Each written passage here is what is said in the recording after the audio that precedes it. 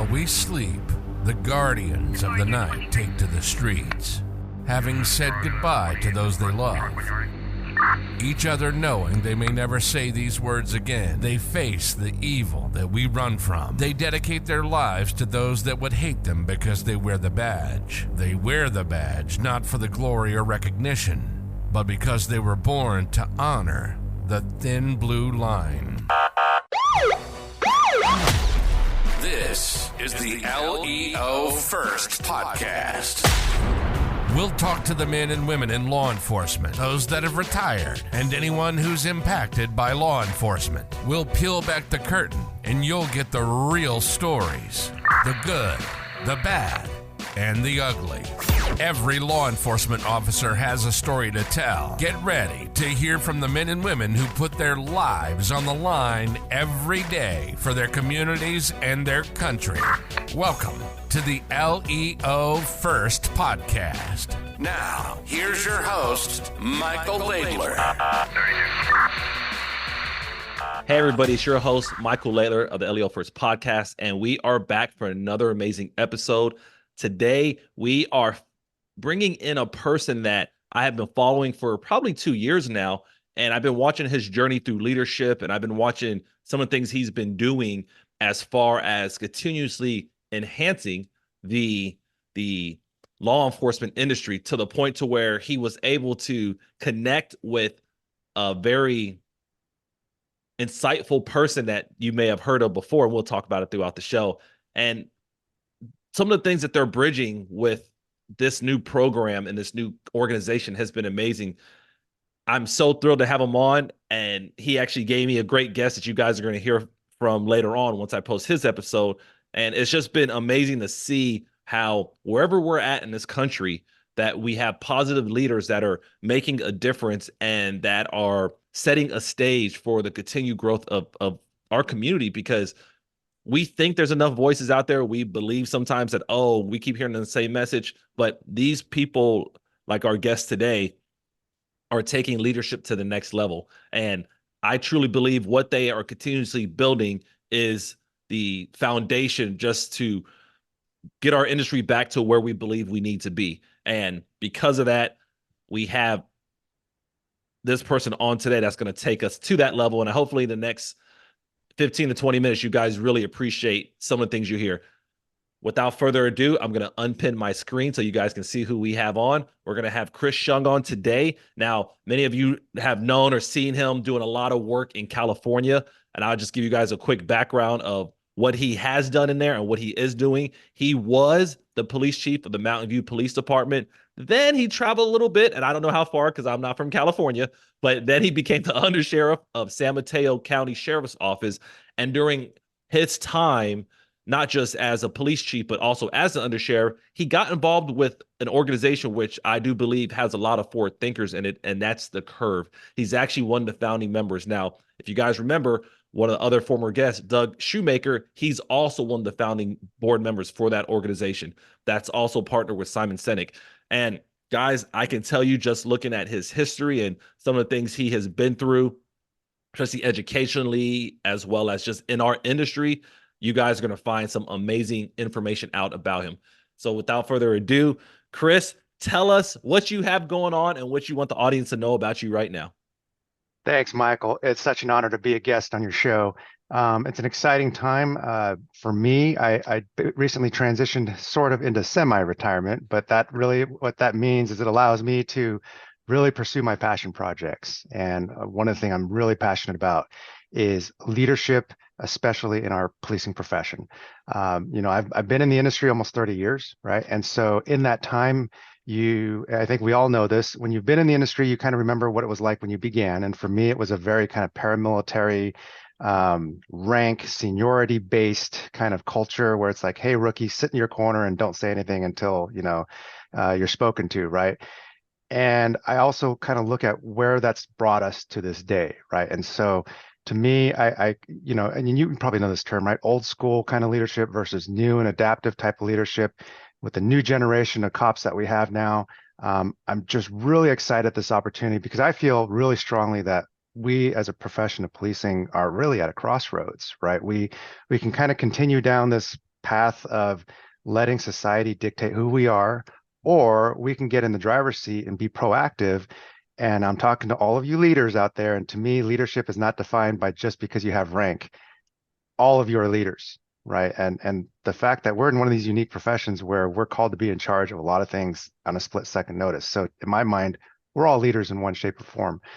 But what's really lacking in the space is kind of forward-thinking, modern, adaptive leadership ideas, right? And all we got to look is in some other industries. And I'm not here to say that you have to like, oh, just because the, I don't know, private sector is doing X, Y, and Z, we have to do it automatically. No, what I'm saying is the private sector has gone down some roads. They deal with humans as well.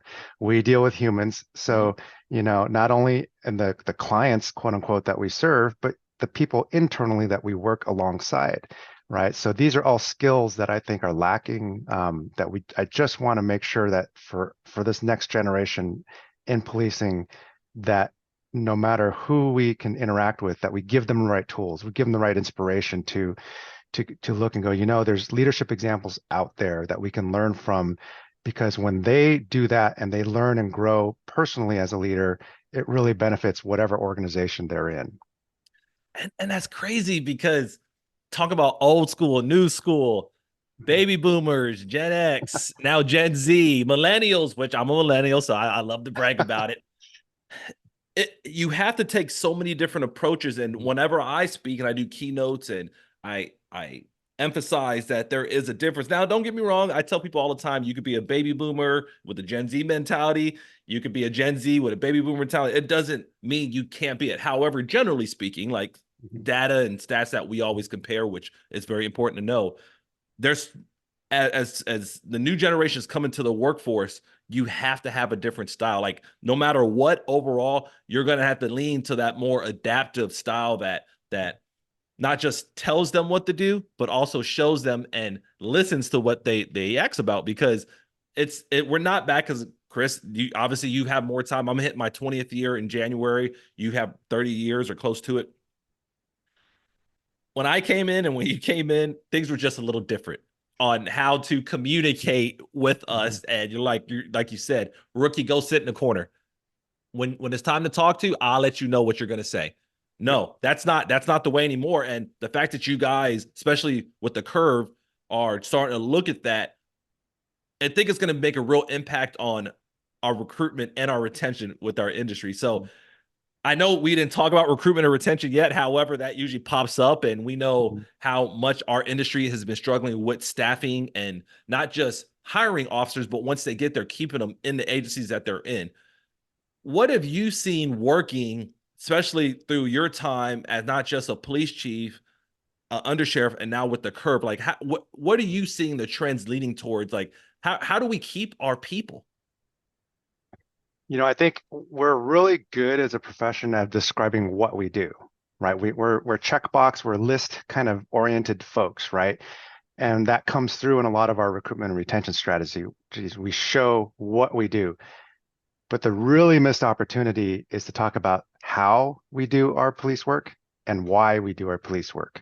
And what do I mean by that? Like, that's the differentiator. If you take a great agency versus a mediocre or a really low morale policing organization, the differentiator is how good are the leaders at describing the vision of how you do your services, how you provide service to people, how you lead, how you talk to your people, right? We're really good at, like, I'll list to you what we do. We have the best equipment. We have salary. We have retention bonus. Well, so does everyone else. But the differentiator is, look, when I spoke to my cops in Mountain View, it was like the service we provide has to be so unique that it's, in that moment when you're dealing with whoever it is you're dealing with, you just take care of them, right? And you take care of them in the best way that you know how. And we all have a very different personality set. We all come to this job with different skill sets and life experience. But when a leader at the top gives that officer the kind of the bandwidth to just operate within where they can operate best, they're going to take care of the community. And I also give that responsibility to our lieutenants, our captains, our sergeants. When you take care of your own people, I don't expect you to create carbon copies of yourself. That's like the biggest mistake we can do. I expect you to create teams that allow the people that work for you to thrive under the best that their talents allow them to, right? And so that's the how and the why. So those are like missed opportunities. And I think for your listeners and your readers, the biggest kind of aha moment in leadership is when you start to go, how this kind of self-awareness. Have you heard of this term? Like, when you're a leader and you're self-aware about your own strengths, your own weaknesses. Too many times, and I saw this growing up in the industry, where you had people who promoted to sergeant and they kept trying to like out arrest everybody on their team, right? Or, just because they were a great dope cop, now they're a dope sergeant, and they judged who was good or bad on their team by how many dope arrests they made, right? And sorry to pick on the dope cops. Nothing bad about it at all. They're gonna be turned off like, if Chris does one more thing about us, we're ending this whole show. Nobody listens to him. So all the hider groups and everybody else are like, man, Chris has just been dogging us out. No, I know, right?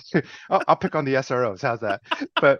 But it's just that awareness to go, okay, this was my talent, but as a leader, you got to make that switch and go, I should be judged as how good or bad of a leader I am by how well people thrive in whatever kind of area. If an officer comes up to me and says, I want to go for that SRO spot, okay, let me create the environment that will give you the most experience and you're going to thrive, right? As opposed to just because I came from this background.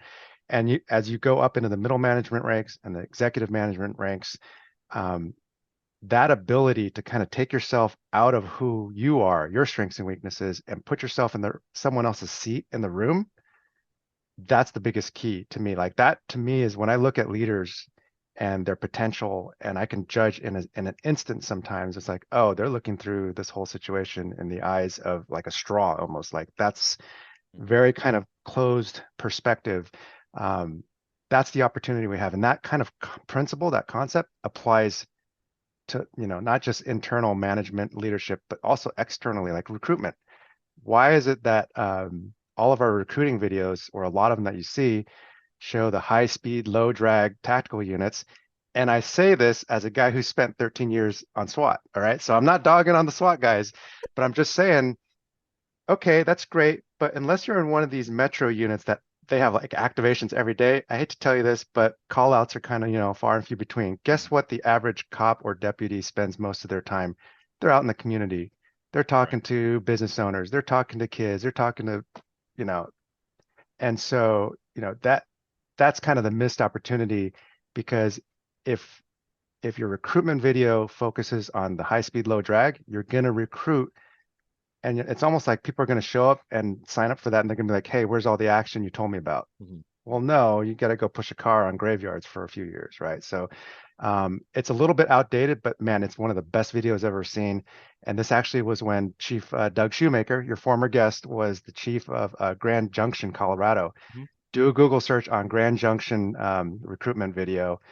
One of the best recruitment videos I've ever seen. And it speaks exactly to the heart of why we do it, how you do policing, et cetera. Doug actually brought that up, and he didn't go too much detail on the video that he created, but he did talk briefly about the fact that there was a video that he pushed out when he was chief over in Grand Junction. And now I hear it twice. And usually when you hear it twice, you got to at least go look into it. So you got to check it out. So with that, and you said so many nuggets, and for the sake of time, I want to highlight something that I think is very important for anybody that's at any level of leadership. And the phrase you used, which I wrote a whole book on, was self-awareness. Because before we can do anything, any of the things we talk about, before we can recruit, before we can retain, before we can manage our culture, before we can show people what we are, we have to know who we are. And sometimes that's a hard thing to do, because people feel like they're selfish, or they feel like that because I'm spending X amount of dollars or X amount of time on myself, that I'm being selfish. And it's not that way. You have to do that if you want to truly impact the people around you, because you don't want to be guessing, or you don't want it to be just making it up. And I'm thinking like, man, Chris and Mike, they're not genuine. They're just telling us to be better. They haven't taken a training course in 5 years, but every year they tell us, oh, go spend $100 on this course. And if we're not doing it, then how can they do it? So for you, I could tell you've increase your self-awareness. You definitely have high levels. I'm not a psychologist, but based on what I see, it seems like you definitely meet the profile.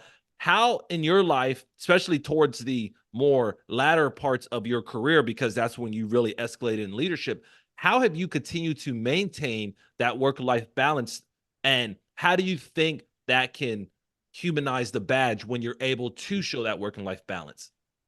Well, I started like probably about 15 years in, I started figuring out that when we start learning from outside of the policing profession, it really opens the doors up. So Mountain View is located in the Silicon Valley Bay Area of Northern California. Right next door is Stanford University. So they have these like night classes that you can sign up for. So like people like me can say, hey, I went to Stanford, even though I really didn't go to Stanford. I took a Hey, 3-week night it class. But works. hey, I went to Stanford. But one of the classes I took was homicide investigation. And it was taught by two professors who had no prior experience as a cop. It was filled in a classroom full of people who had no experience. And so I'm sitting here, first, first course, I'm kind of rolling my eyes like, what am I doing here? But as I went through it, I started to figure out I'm getting a different perspective. And guess what? The people sitting in the classroom, those are your juries, right? And so if I could open my mind up to, as I sat on the stand as a homicide detective in a jury trial, I could articulate what I was doing in a way that was actually heard better by the jury, by the audience. So you take that aha moment. That's part one. Part two, to answer your question, a real epiphany for me was that this topic of vulnerability as a leader. Like we've all been raised as like, I'm the macho ego leader. I can do no wrong. But I figured out that the more you're comfortable being vulnerable with your troops, the more like they just want to follow you more, because here's the biggest secret. No one's perfect. I can't stand working for that sergeant who's like perfect, because we all know the second he leaves or she leaves, we're all like, oh, look at this person over here, right? So Yeah, let it go. yeah, and so I like to tell people, to me, it's important to lead by example. So as a leader, I would tell people, as a chief, I go, hey, you know what? I'm going to be real honest with you all right now. I didn't feel comfortable in my own skin as a leader in policing until as a captain, probably my second or third year as a captain. That means as a sergeant, as a lieutenant, and even as a junior captain, I was kind of faking it until I was making it. And it wasn't until my second year where I was like, you know what? I kind of actually finally know who I am, and I'm okay with that. I wasn't trying to pretend to be Sergeant so-and-so because they did it this way, or Sergeant so, and that awareness is like step one. Step two is like being comfortable enough and confident enough to share that with your peers, and to share that in a room. It doesn't feel real great, but guess what? Here's the paradigm of all of this. It actually makes you a more confident and trustworthy leader, because people value that honesty. Man, when Chris and when you say some of the things that you have been saying just about leadership, and I look back and I think about just you going through the ranks early on as a leader. And, sometimes when we get into certain leadership roles out the gate, we think we're done. We think hey, we don't need to do anything else to make ourselves better. And it's interesting how you framed it, how you said, you know what? I was a sergeant, I was a lieutenant, and even a junior captain before I actually realized what I was doing, like as far as the vulnerability and leading the troops in a certain way. And there's probably a lot of people that are on this show right now that are at those levels of leadership, and they're thinking, wow, you know what? We can still get better. We still can improve our style. We're just because we've been a supervisor for 15 years doesn't mean that we can't change. And that's very good that you're able to highlight that, because a lot of us think that we don't have to be any better. Like we don't have to continue to improve. And to me, I believe, and I'm sure there's a study out there, which I haven't found yet because I haven't looked for it, is the higher you go, the higher your stress is.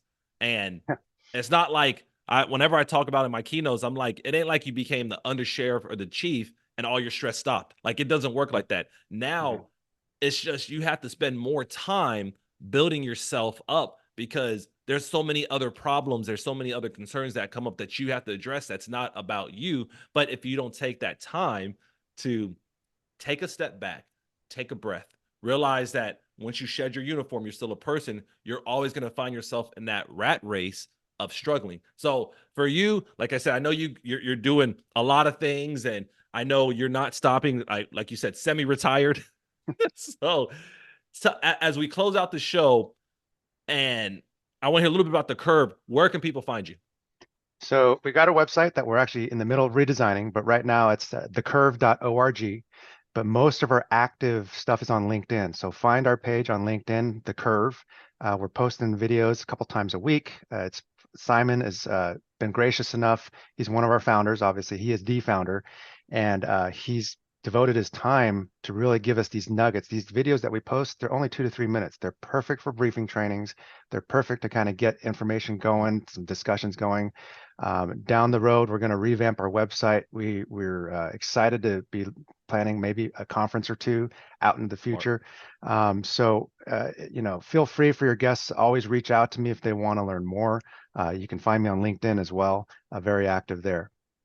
Yeah, and I think for anybody listening or paying attention, obviously, if you want to know more about Chris, that's how I've watched a lot of and followed a lot of his material before we even connected. And just seeing some of the stuff he's done with, even before going into the Curve, just some of the stuff with leadership and some places he's been, I know it would be a highlight to anybody that reaches out to you that they will learn and they will be impacted. Chris, any final words? No, it's a challenging time in policing. It has been these last 5+ years. But with challenge comes opportunity, and with opportunity we need leaders. And like I said at the beginning of your show, I see you all as leaders, right? And it's just devote that time to yourself to take care of yourself, right? Prioritize yourself and your family, but also grow. Don't just go home and veg out. On the way home, listen to a podcast, listen to Michael's podcast, come away with these different nuggets of growth, because every day you do a little bit of that, and your troops depend on you for that type of growth and leader. We need leaders in this time, this critical time in policing, to really change the arc of our culture and to change the way the community sees us, to change the way we see ourselves. Yeah, and guys, everything Chris is saying, guys and gals, because I know I have both men and women that watch the show, devote time to yourself. If you need to run back about 30 seconds into this video or audio, however you listen to it, listen to what he says about that, because we need you to spend time on yourself. We don't need you just to be a robot or just to come in here stressed out because you don't know what's going on with you, because people are going to expect you to answer their problems and provide solutions no matter what kind of day you're having. It's just part of leadership. And especially for my new leaders that's watching it, you're probably getting hit with an avalanche of other people's problems. But the higher you go, you kind of realize it's coming. But no matter where you're at in your leadership journey, you have to devote time to building yourself and understanding who you are, because when you hit these very stressful times, which you will, I mean, you know how it is, especially in this industry, you want to be ready for it. You don't want to be caught off guard. Some people say caught with your pants down, because if you do allow that to happen, you're going to struggle. You're going to struggle more than you probably need to, because there's so many resources out there. You guys hear the Curve, go to curve.org. I mean, start paying attention to what they're doing. Police departments, when you're having your roll calls, your briefing, download one of their videos, play it 2 to 3 minutes. Like you can't tell me you don't have 2 to 3 minutes in your roll call to play a video and bring in another voice of the leaders that want to see you grow. And if you have a hard time speaking in front of your group, use these videos to your advantage, because they are here for a reason, to give you a supplemental voice. But guys, once again, thank you for tuning in. Thank you for watching. Also, thank you for sharing if you haven't shared it yet, because we truly believe that what we're doing in this industry through podcasts like mine, through organization like Chris is in the Curve, that we can continue to grow together and build together. And it's not a one man or one woman show. It's something that we can all do. So if you find yourself struggling, if you find yourself in doubt of whatever, whether it's leadership skills, family skills, or just your doubt about breathing, reach out to somebody. You're not alone. There's a lot of resources out there. And I'm sure I can speak for Chris on this one. We're here. Reach out and allow us to help you, because we want to do that. If you ask us, we can't read minds, but if you reach out to us and say, hey, I have this issue, leaders are out there trying to build you guys. So once again, thank you for your time. Thank you for giving us this opportunity to share some time with you guys.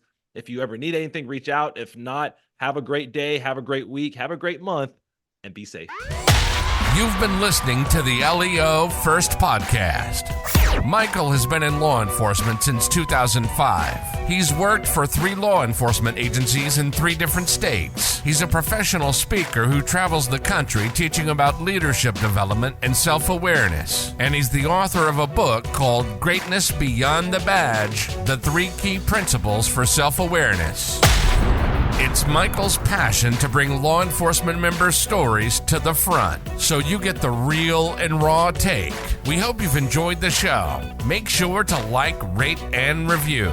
And we'll be back soon. But in the meantime, hook up with Michael on YouTube, Instagram, and LinkedIn at Michael Laidler, on Twitter at Michael A. Laidler, on Facebook at Michael Laidler Leadership. Send an email to michael@michaellaidler.com and hit the website at michaellaidler.com.